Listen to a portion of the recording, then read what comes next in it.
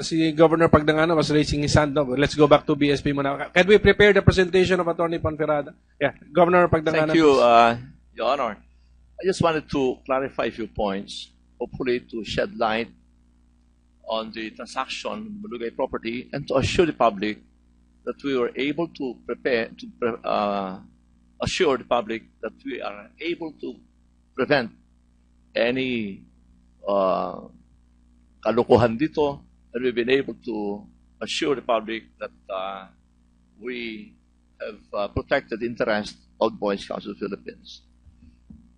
The property in question is Malugay property, 1 hectare, which was donated by Goodyear Philippines, later Sime Darby Philippines, to the Boy Scouts on condition that it will be leased back for 25 years initially, renewable for another 25 years, which means that from 1976, when it was finalized, it will be leased to them until 2026.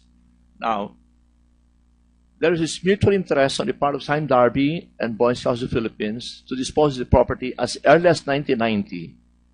Because the part of Sime Darby, they wanted out of the country, and for Boy Scouts, Your Honor, we had to raise funds because we cannot survive on just 26 pesos contribution per member. Now, we made sure that along the way, the procedures and the bylaws of the Boy Scouts of the Philippines were followed. On May 18, 1994, the resolution was approved by the National Council authorizing the sale of the property. A bidding was undertaken after publication in Business World, Manila Bulletin, and PDI. And eventually it was a bidding, but there was a failure in bidding. I'll tell why later on, Your Honor. Then, in Cayetano de Oro in 1997, precisely on May 29, another resolution was passed to authorize the sale.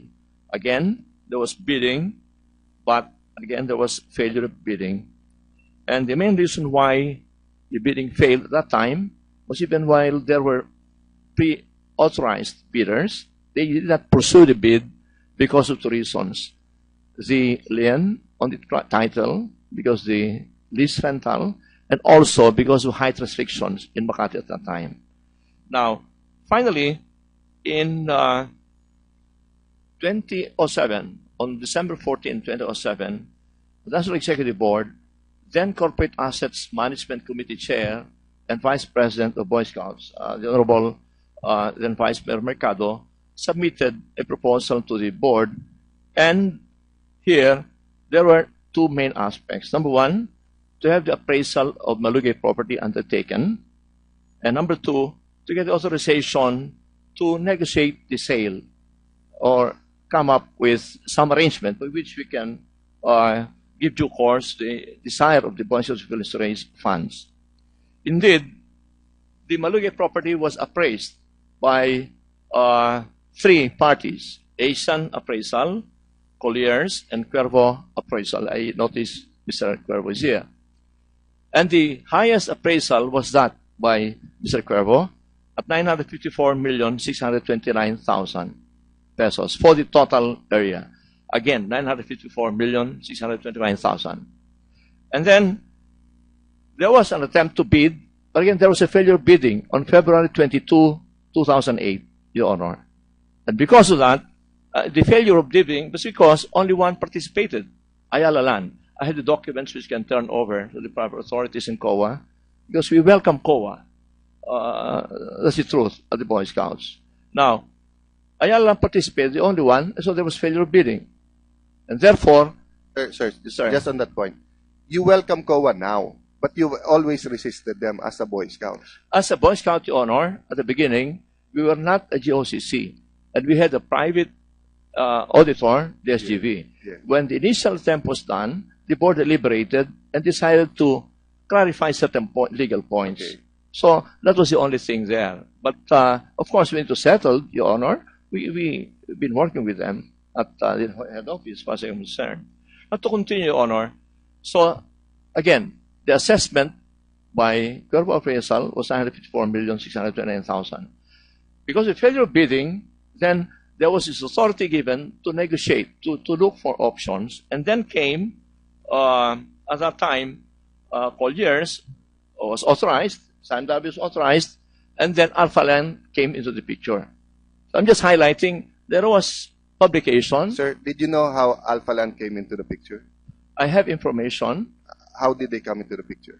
They made an offer. No, sir. That was, In the last hearing, sir, pinakilala ni Vice President Binay si Mr. Oreta kay Vice Mayor Mercado. Saka lang sila nag-offer.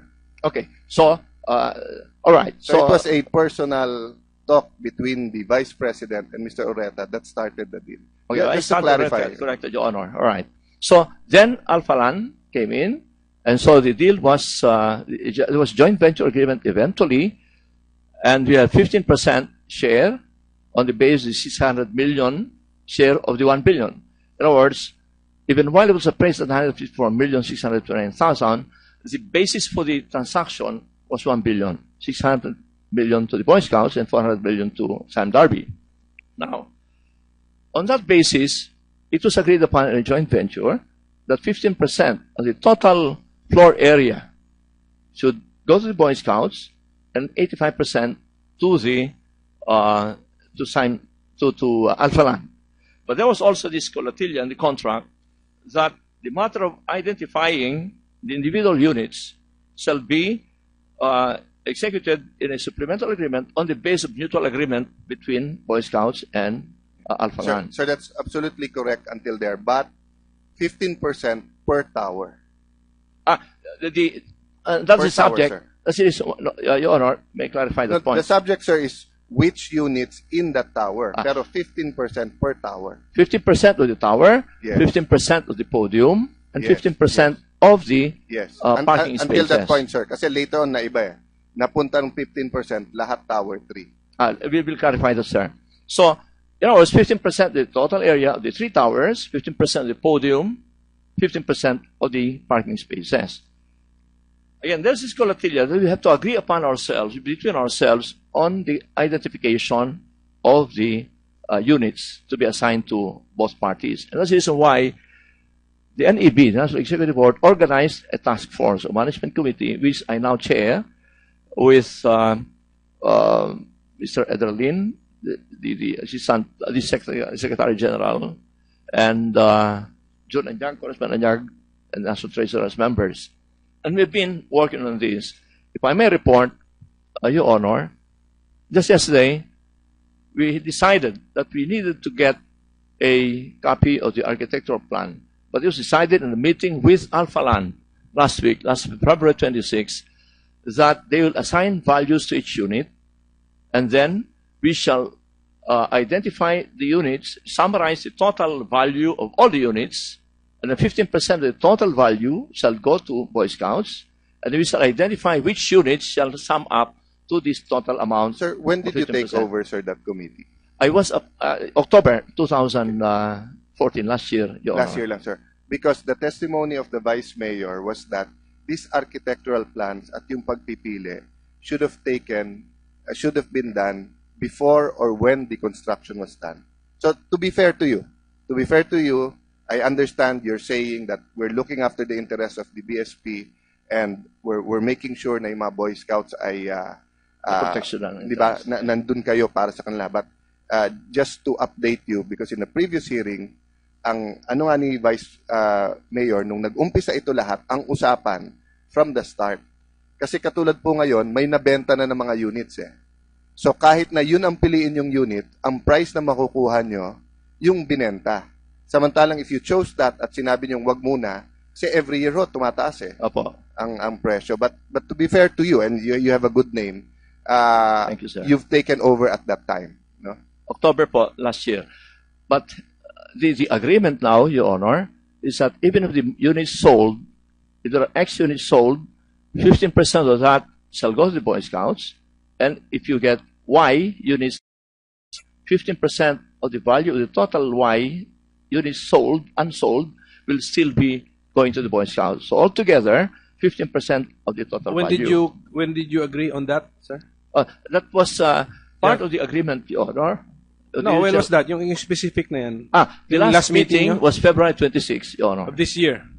Just last February, yes. Oo nga, kaya nga. Because already as a result of our hearings. The hearing has been very helpful, Your Honor. Yeah, I know. Kasi Yes. nga, that's why I asked the date of your joint venture, 2008 pa po yun. Apo, Which mentioned the execution of a supplemental agreement precisely to identify the units. 2015 na po ngayon. So, Yes, Your Honor. ang nagpakilos po sa inyo is the hearing. well, it can be said that the hearing has helped, but in fairness, Your Honor, as early as October last year, we formed the committee because the agreement said that we'll have to identify the units, and the units could not be identified until the towers and the buildings are put Di, up. sir, sa plano, sir. Sa plano, do you really have to have the physical before you can identify? Or sa plano, you can already identify? We didn't like it at the beginning, Your Honor, because the prices were low at that point. No, we no, wanted no, to be no. sure. Theoretically, I'm asking you, could the identification of the units be done even without the physical building based on the plan? It can be done, Yeah, it but can we, be done, yeah. we wanted to be sure that we are going to get a fair share. Because if you identify it at that time, baka po mura Kaya nga, magkamali so kami. now that may hearing na sa Senado, you can now be assured that you will have a fair share. Oh, this helps a lot, Your Yeah. Honor. As I said, Well, anyway, I've been Sir Chair, acknowledging just that. one point of that, Governor, no, and I think you should renegotiate that with Alpha Land for the sake of the Boy Scouts. Kung may pinili kayo na binenta na, dapat ang 15% nyo, hindi yung presyo ng pagkabenta, kung hindi yung presyo of today. Kasi ang problema, binenta na nila bago kayo mamili. So I'll give you an example.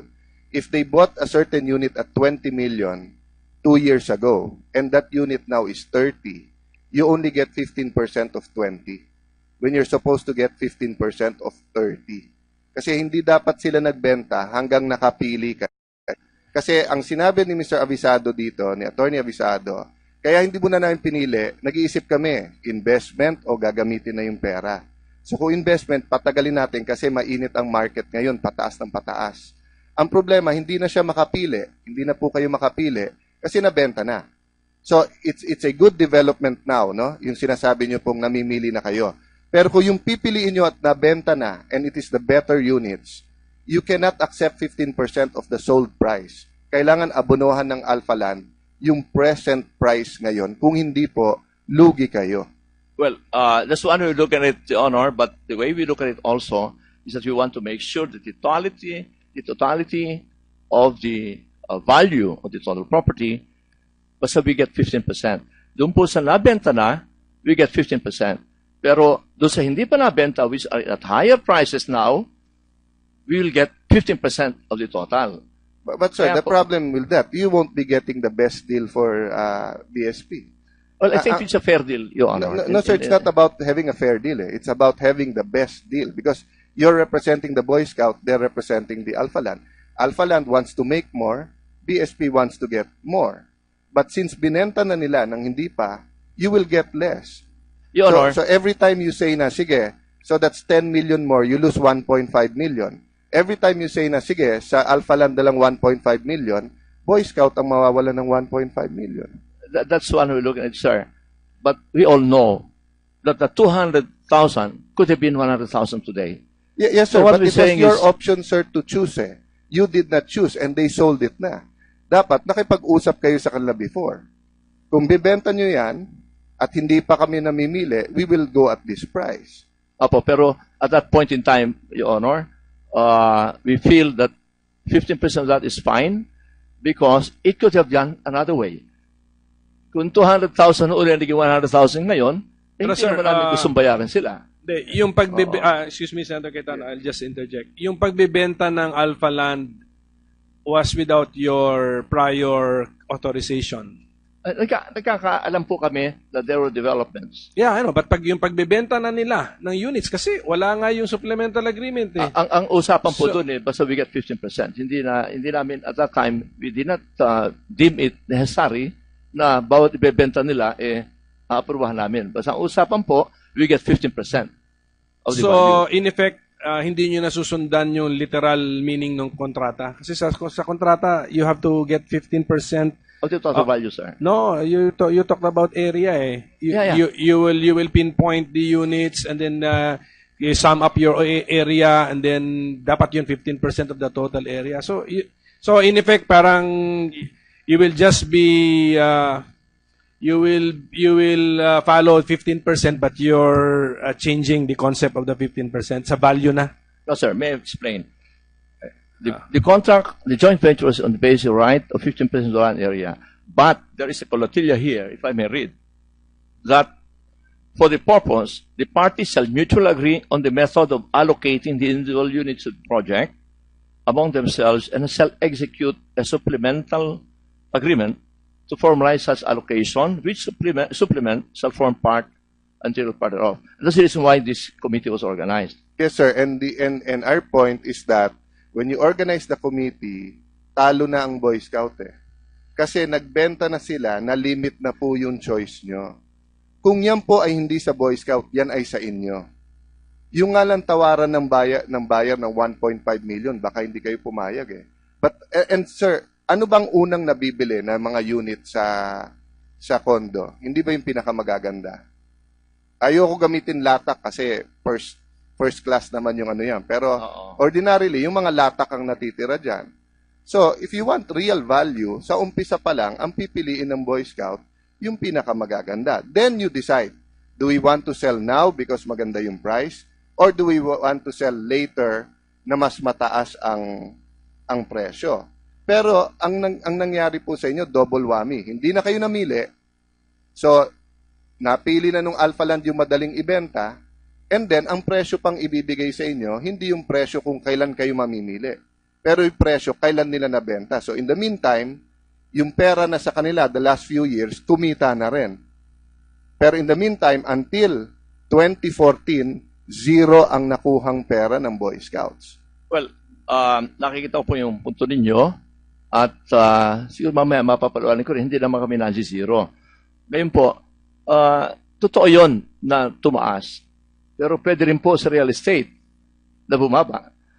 Kaya po, yung sinabing 200,000 at that time, we thought was a fair market value at that time. For as long as you got 15%, we were in good shape.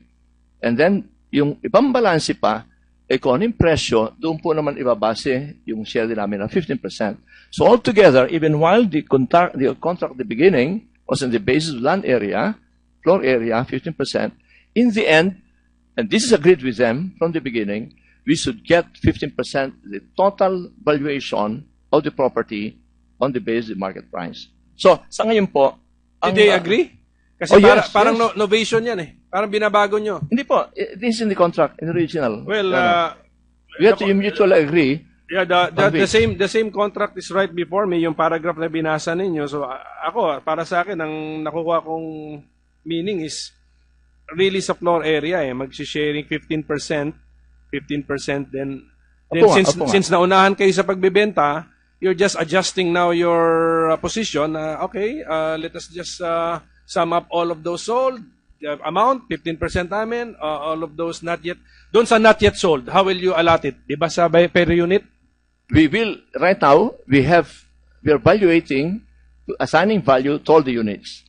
And then, masisiguruhin po namin, so the units will get the total value of all the properties on the basic. Sir, okay. Ang gusto nyo sabihin, doon sa sold already, dahil sa sold already, re-remedyohan nyo na lang. 15% na lang of whatever we have sold, all of this. Kaya, how about doon sa unsold? What is now your procedure? Sa unsold, we get units assigned, the value. Okay. Then we get the total amount of all the units, and we get 15% of the total value, and then we choose the units, and of course, we get the best units now. Oh, then you get the units, tama. Precisely. Yes, kasi anyway, ang cost naman ng unit, dependent naman sa area din niya yun eh. Related ang cost, maybe pati sa floor, but basically sa size niya, sa area niya, ang price niya, tama?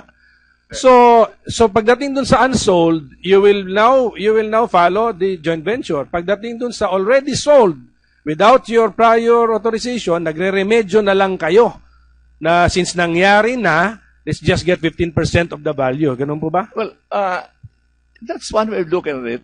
Pero ang tingin po namin is, for as long as the total value, we get 15%, then we are able to comply, protect the interests of the Boy Scouts.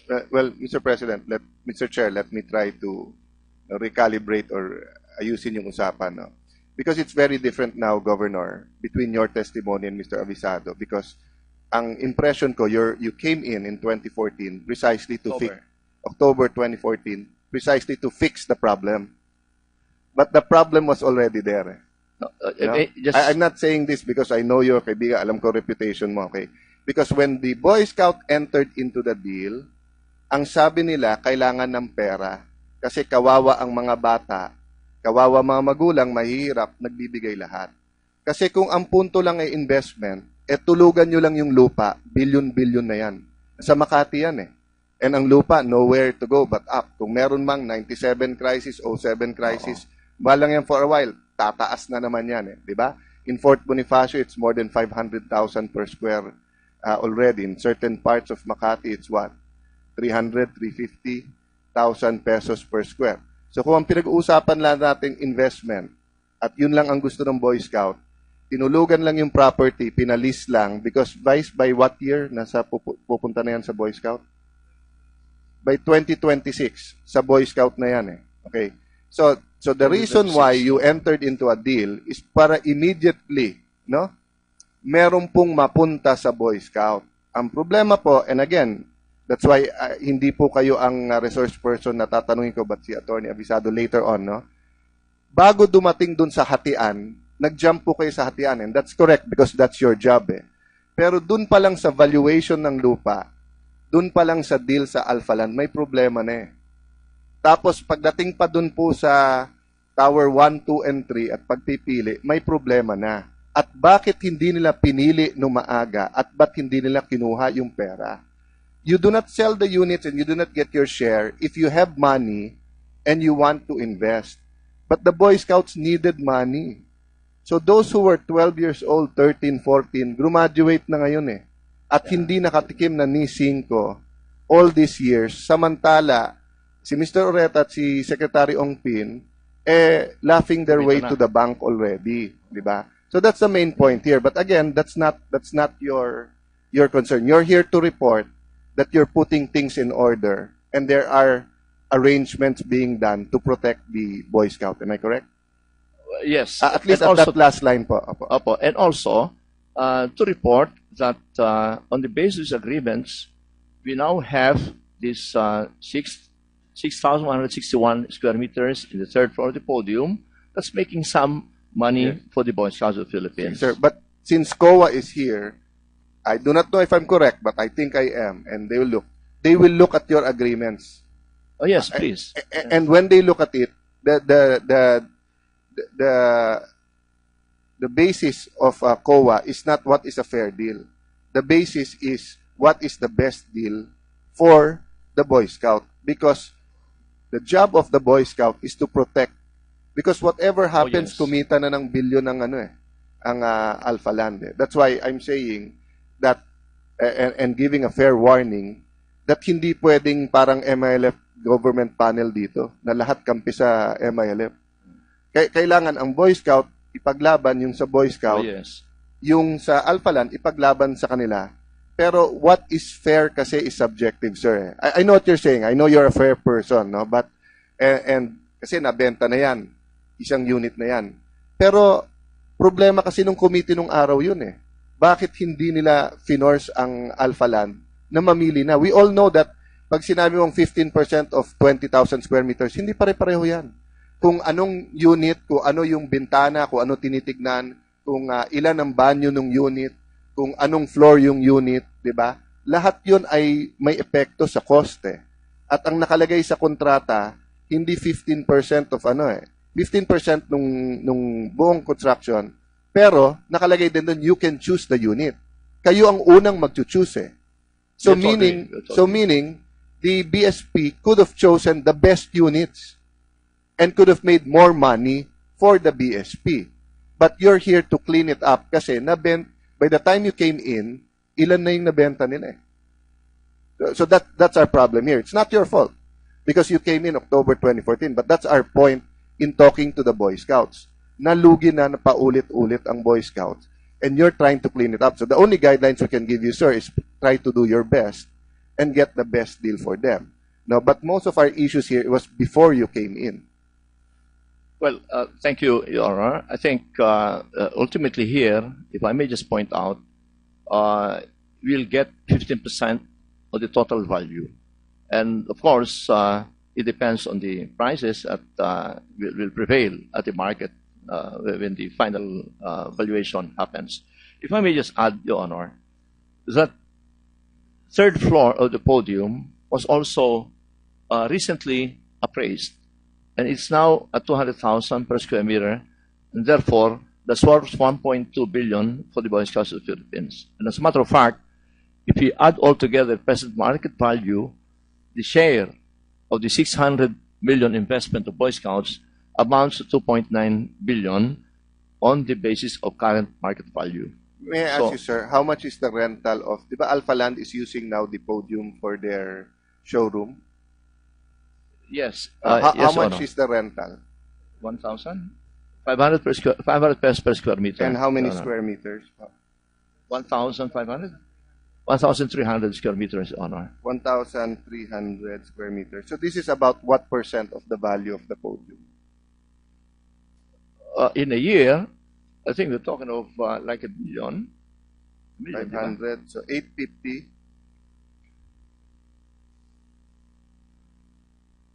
650,000 a year? A month. A month. Times 1.2. Times 12. Times 12, no? rather. Times 12. So that's like 800,000. Yung 1.2 billion po na sinasabi nyo, that's the whole podium. If we sell the podium now, the third floor, the third share floor. namin po. Okay.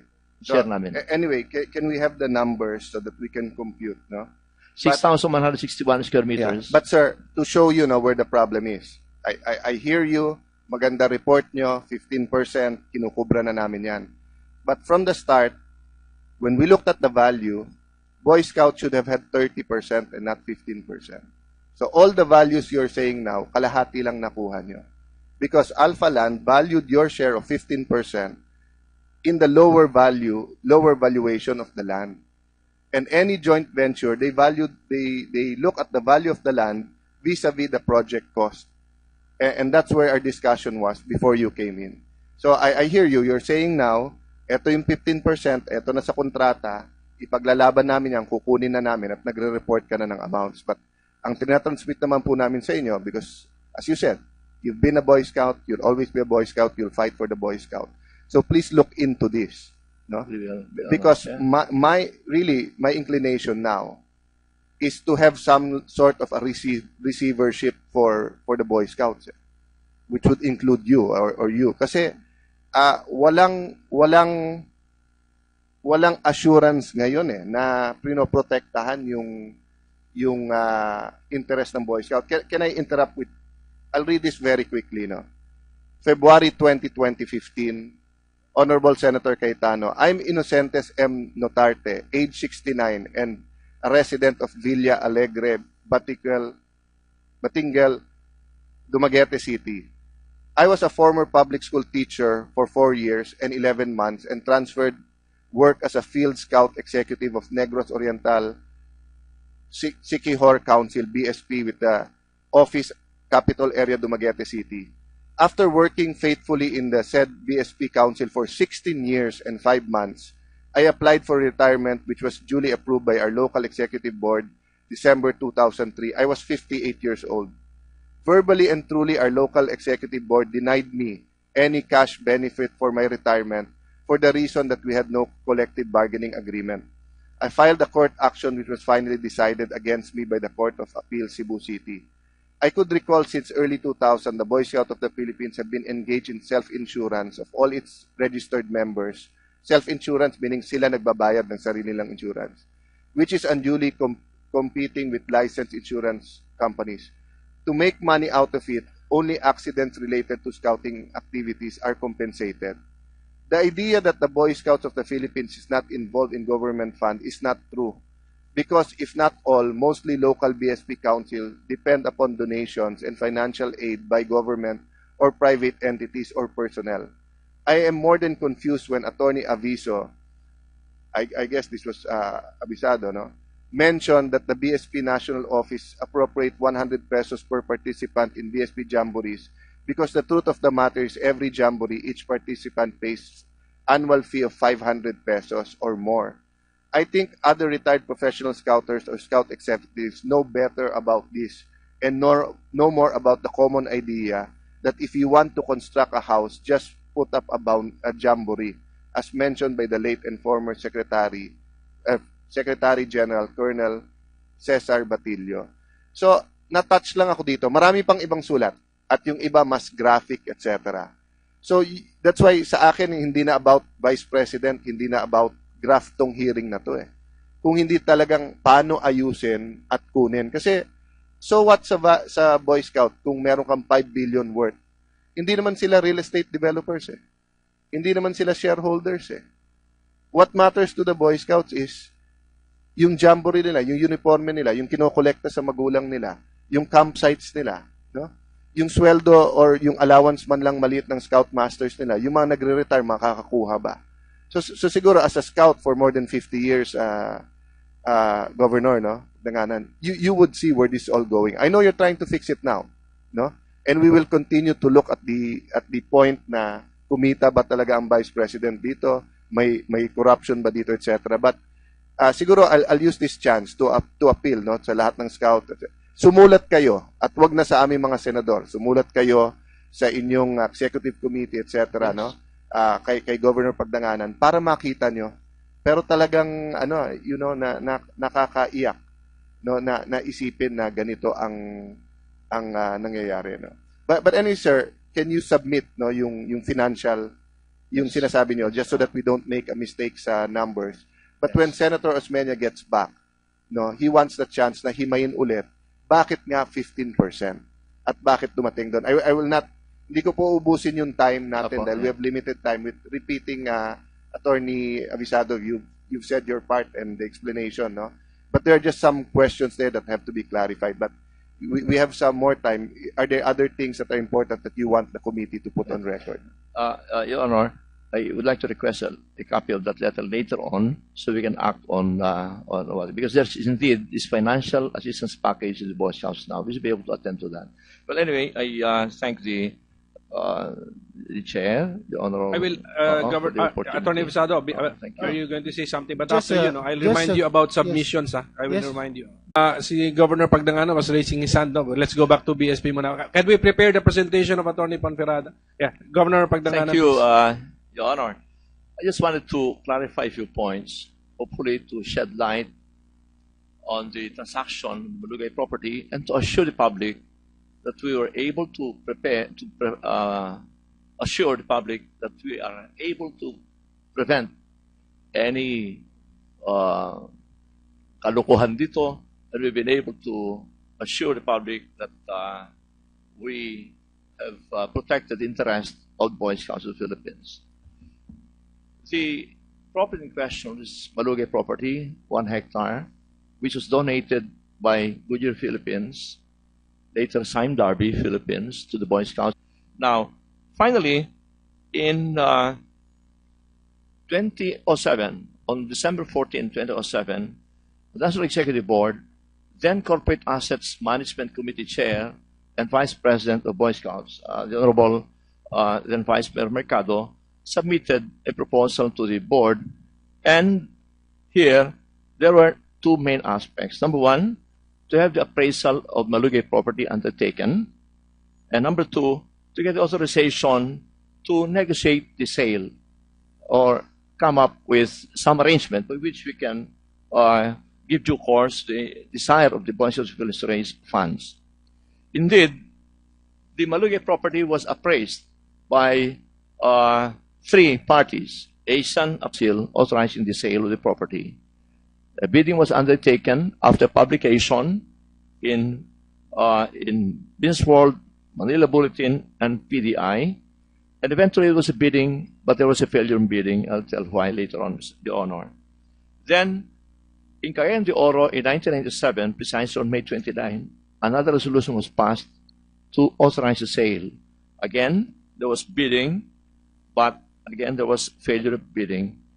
And the main reason why the bidding failed at that time was even while there were pre-authorized bidders, they did not pursue the bid because of 2 reasons. The lien on the title, because the lease rental and also because of height restrictions in Makati at that time. Appraisal, Colliers, and Cuervo appraisal. I noticed Mr. Cuervo is here. And the highest appraisal was that by Mr. Cuervo at 954,629,000 pesos for the total area. Again, 954,629,000. And then there was an attempt to bid, but again, there was a failure of bidding on February 22, 2008, Your Honor. And because of that, the failure of bidding was because only one participated, Ayala Land. I have the documents which can turn over to the proper authorities in COA, because we welcome COA. That's the truth at the Boy Scouts. Now, Ayala Land participated, the only one, so there was failure of bidding. And therefore, Sir, Sir. just on that point, you welcome. on condition that will be leased back for 25 years initially, renewable for another 25 years, which means that from 1976, when it was finalized, it will be leased to them until 2026. Now, there is this mutual interest on the part of Sime Darby and Boyscout of the Philippines to dispose of the property as early as 1990, because the part of Sime Darby they wanted out of the country, and for Boy Scouts, Your Honor, we had to raise funds because we cannot survive on just the 26 pesos contribution per member. Now, we made sure that along the way, the procedures and the bylaws of the Boy Scouts of the Philippines were followed. On May 18, 1994, the resolution was approved by the National Council